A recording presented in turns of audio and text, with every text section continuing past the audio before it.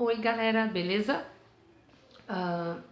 É um Qual é a Boa Helena extra, vamos dizer assim, porque me pediram para falar sobre o caso João de Deus e eu confesso que eu não sei muito bem sobre ele. Eu sei que ele é médium de cura, mas eu nunca me importei muito, talvez porque eu não precisasse, e minha referência seja Bezerra de Menezes. E Enfim, eu não sei o rolê que eu vou dar para falar sobre esse caso, porque tem certos pontos que precisam ser explicados de uma forma um pouco mais detalhada, né, sobre ele ser médium de cura e não ser espírita. Eu vou explicar alguns pontos porque nem todo mundo conhece, por qualquer motivo que seja, a doutrina espírita, e que ela é diferente de religiões espiritualistas. O espiritismo é diferente de espiritualismo, tá? Vamos lá, eu vou dar corte seco porque o negócio é mais elaborado do que eu simplesmente falar o que eu acho que eu deixo de achar. Vamos lá. Ah, Allan Kardec não criou nada. Então não existe o termo kardecismo ou kardecista. Allan Kardec ele era um professor, pedagogo, e ele simplesmente codificou uma doutrina que é dos espíritos, por isso espiritismo ou doutrina dos espíritos. Ele codificou, sistematizou, tornou didático o estudo de algo que sempre existiu, mas que as pessoas não sabiam explicar. Primeira coisa. O espírita, ele não segue regras não, ele não segue rituais. Por exemplo, eu posso chegar num centro espírita de blusa preta, por exemplo, eu não preciso de uma vestimenta própria, não preciso estar com algo material, como, não sei, o terço ou alguma imagem para os católicos, eu não sei, a gente não... Espírita, por exemplo, não casa, porque o casamento, a festa em si, a cerimônia, ela é um ritual e nós não seguimos. Casa quem quer. Eu, por exemplo, eu casei de branco, casei no próprio buffet, com uma amiga minha de um centro que eu frequentava quando eu morava em São Paulo. Casei de branco porque eu quis, mas espírita não tem esse tipo de conduta. Porque não tem, porque nada que é material influencia no meio espiritual. Então, sem desmerecer nenhuma religião, nada, sem desmerecer, é simplesmente explicando que não tem ritual. E aí, claro, esse vídeo não é para você se tornar espírita, não é para nada, é só base de conhecimento mesmo, de algumas explicações sobre a doutrina espírita que nem todo mundo sabe. Então não é para você acreditar, é só para você, sei lá, conhecer um pouco. O espiritismo se baseia nas codificações de Kardec e é enraizado no Evangelho de Jesus. Então, dito isso, o João de Deus ele não é espírita. Falaram que ele é católico, mas eu não sei. E aí, assim, ele é médium de cura. Aí, como falam a palavra médium, mediunidade, as pessoas já ligam a religiões espíritas ou espiritualistas, mas não. A mediunidade é uma faculdade do corpo físico. Sendo uma faculdade, a gente usa se a gente quiser. E como é natural, ela aparece espontaneamente, de várias formas, e pode ser trabalhada. A mediunidade nada mais é do que o médium nada mais é do que estar no meio. É como se você telefonasse para um amigo seu, o telefone está no meio. Então o médium ele está intermediando os dois planos, né? Aqui o físico e o plano espiritual. Porque para a doutrina espírita, nós somos espíritos imortais. Nós tivemos um começo, porque Deus é eterno, ele não tem começo nem fim. nós somos espíritos imortais. Nós tivemos um começo, mas não teremos fim. Estamos sempre evoluindo.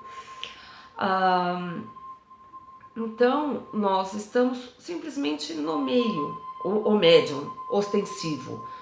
O ostensivo é o que a gente fala que é aquele que tem uma sensibilidade maior, e a faculdade tem vários tipos. Tem divisão, audição, de psicografia, como Chico Xavier, mas médium todos nós somos, com graus maiores e menores, porque a gente tem aquela sensibilidade, a gente chega num lugar e fala, puta, aqui não tá legal, então eu vou embora. Né? Aquela sensação de aqui eu não gostei, é melhor ir embora. Algo dentro da gente fala que é melhor não ficar naquele lugar. Isso é uma sensibilidade, é uma mediunidade. Por ser do corpo físico, qualquer um pode ser médium. Um exemplo de médium de cura, Madre Teresa de Calcutá. E ela é católica, né? Pra gente como ela é eterna, não, ela é imortal, ela não só o corpo que morreu, porque o corpo é como se fosse uma roupa velha que você não usa mais, você simplesmente abandona, mas você continua sendo você. Eu estou de brinco, mas eu posso tirar o brinco, não deixarei de ser eu. Deu para entender? E ateu pode ser médium. Eu não sei como eles vão lidar com isso, como eles lidam com isso, mas é só para deixar claro que João de Deus não é espírita.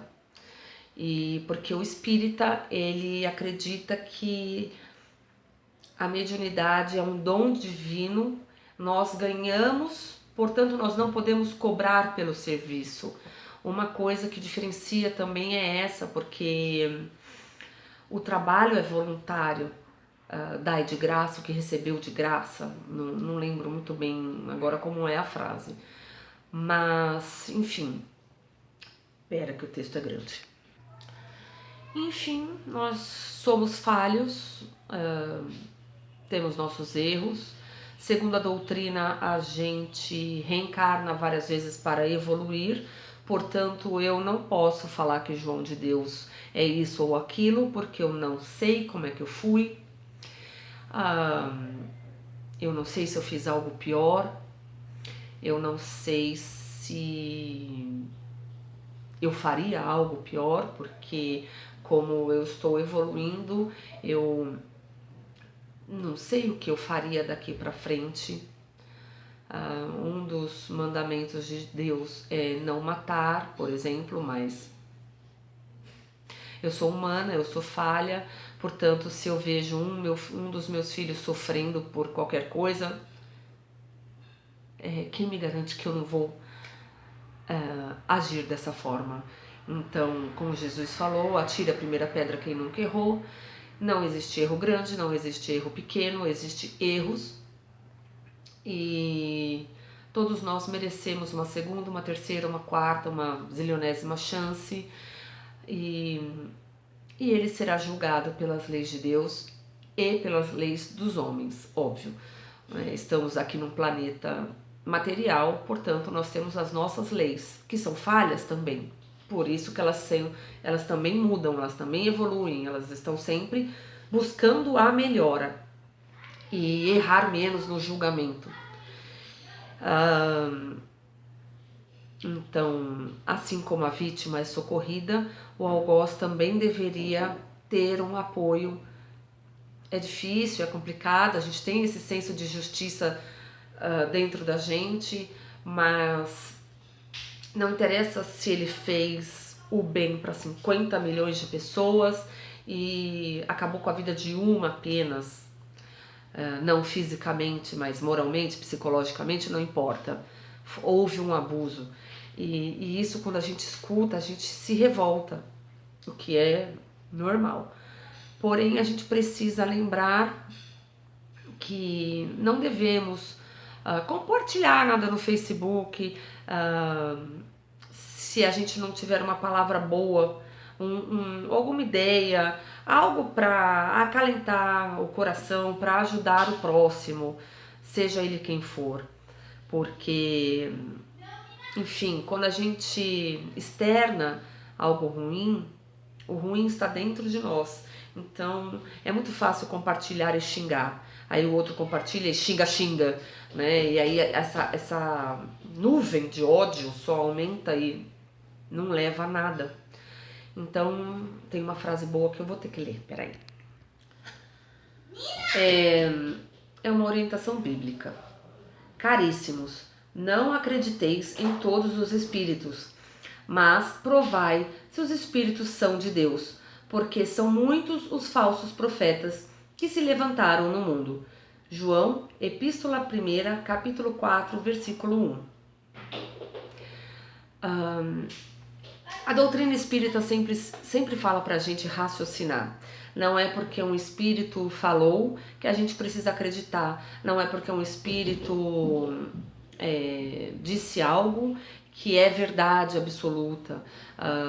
Porque ele é gente como a gente, né? A gente é falho, o espírito só está desencarnado, ele só está fora do corpo material. Então ele também erra, ele também mente, ele...